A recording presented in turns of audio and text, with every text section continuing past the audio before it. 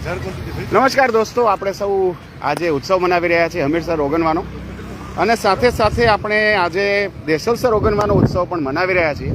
પણ દોસ્તો, આપણે સૌને શું ખબર છે કે દેશલસરનું ઓગણનું જે પાણી છે એ પાણી ઓગણીને ક્યાં જાય છે? તો દોસ્તો, તમારી સમક્ષ છે એ અત્યારે દેશલસરનું ઓગણ છે એની જાવ છે. એટલે કે દેશલસરમાંથી જે પાણી ઓગળીને બહાર આવે છે એ કઈ જગ્યાએ ક્યાં જાય છે આજે તમને બતાવીએ. તો આજે પાણી છે, તમે સૌ જાણો છો, ગટરી પાણી છે. કેમ કે દેશલસરમાં કંઈ વરસાદી પાણીથી ઓગણ નથી થતો, પણ વરસાદી પાણીની સાથે જ્યારે ગટરનું પાણી ઘણું બધું ભેગું થઈ જાય ત્યારે ઓવરફ્લો થાય છે, અને વરસમાં ઘણી બધી વાર આ ઓગણતું હોય છે આવી રીતના.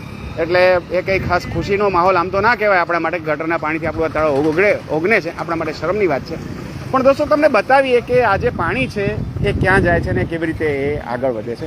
તો આ તમે જોઈ શકો છો કે દાઉદી બોહરા મુસાફરખાના અહીંયા કને છે ને, એની આગળથી જ આ જે વહેણ છે પસાર થાય છે.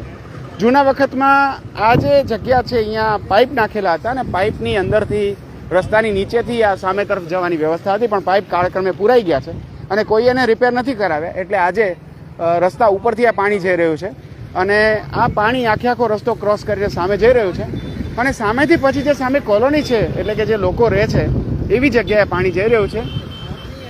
એ વિસ્તારનું શું નામ છે? સોનાપરી વિસ્તાર છે. ત્યાં કેટલા ઘર હશે? આશરે 1500 જેવા ઘર છે. અને પાણી કેટલા નુકસાન કરતું હશે?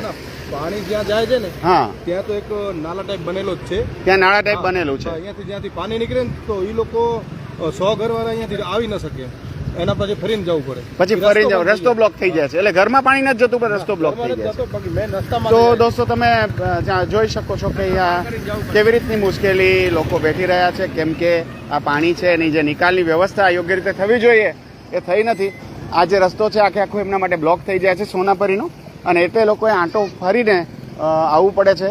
એમના ઘરમાં પાણી નથી જતું એ વાત થઈ, એ સારી વાત છે. અને તમે જોઈ શકો છો ગટરના પાણીમાં એમના બાળકો અત્યારે રમી રહ્યા છે. એમના માટે આ કૌતુક છે, રમત છે, મજા છે. પણ એ લોકોને ખબર નથી કે આ ગંદુ પાણી છે, આ સારું પાણી નથી, આ કોઈ વરસાદી પાણી નથી, આ તો ગટરનું પાણી છે.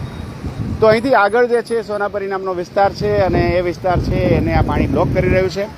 તો દોસ્તો, જો તમે પણ એ વાત ન જાણતા હો કે દેશલસર તળાવ પણ હમીરસરની માફક ઓગણે છે, અને જો તમે પણ એ ન જાણતા હો કે દેશલસર તળાવ ઓગણે છે ત્યારે એ ઓગણનું પાણી ક્યાં જાય છે, તો આ વિડીયો જરૂરથી શેર કરજો. ભુજના દરેક નાગરિકને આ વિડીયો બતાવજો, જેથી એમને ખ્યાલ આવે, એમના સામાન્ય જ્ઞાનમાં વધારો થાય કે એક ભુજ એવું પણ છે કે જ્યાં દેશલસર તળાવનું ઓગણનું ગટરનું પાણી છે એ ફરી વળે છે, એમના ઘરોની આસપાસ ફરી વળે છે, અને એમનો રસ્તો બ્લોક કરી નાખે છે. અને એ જગ્યાનું નામ છે સોનાપરી. તો ભુજમાં પણ સોનાપરી